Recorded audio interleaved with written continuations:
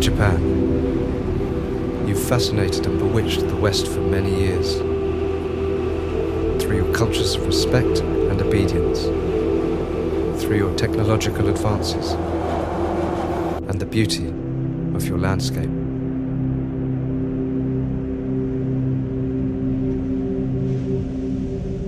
One day, in August 1945, your people saw hatred destroying men and their cities.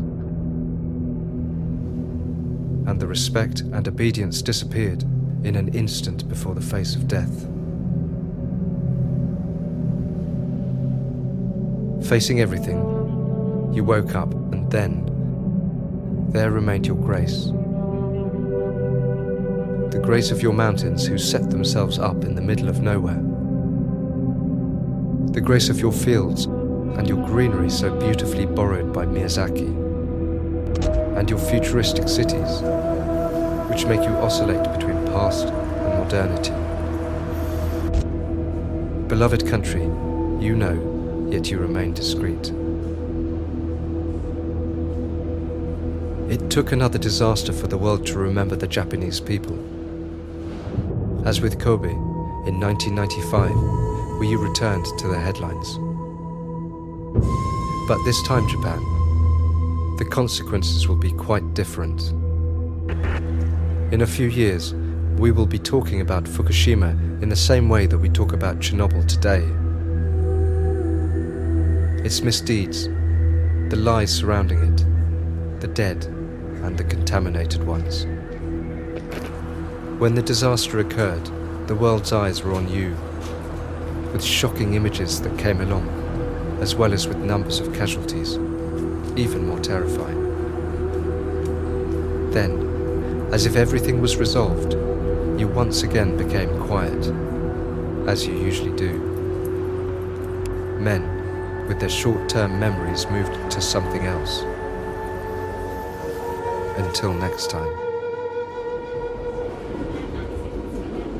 Though a country is poisoned, men prefer to concern themselves with squabbles of egos of a few ridiculous puppets in a race to the pathetic voice.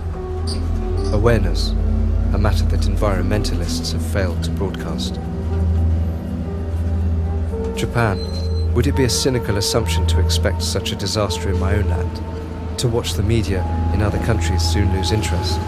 To see the forgotten victims in that instant? Selfishness brings darkness, and man is not good at being human anyway.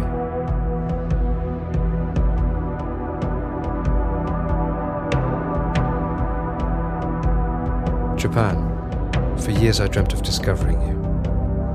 And a year later after Fukushima, you are even more this land, balanced between high paradoxes.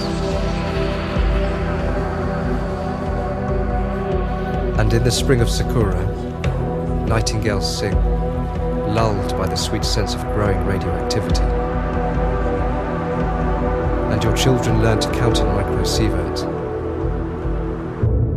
And your fish are still fresh, apparently.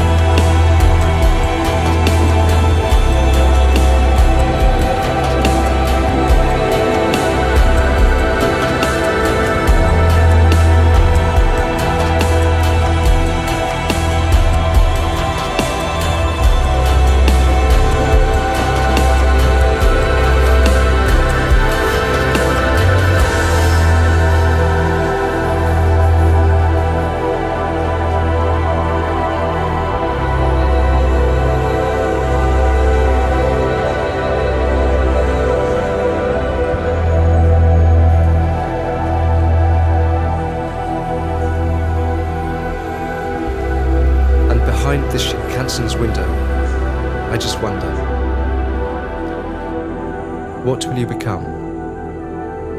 What will we become? Meanwhile, Japan, you rot in silence. The damage will silently continue, and the consequences will be silently irreversible. Stop the silence. Stop the nuclear threat.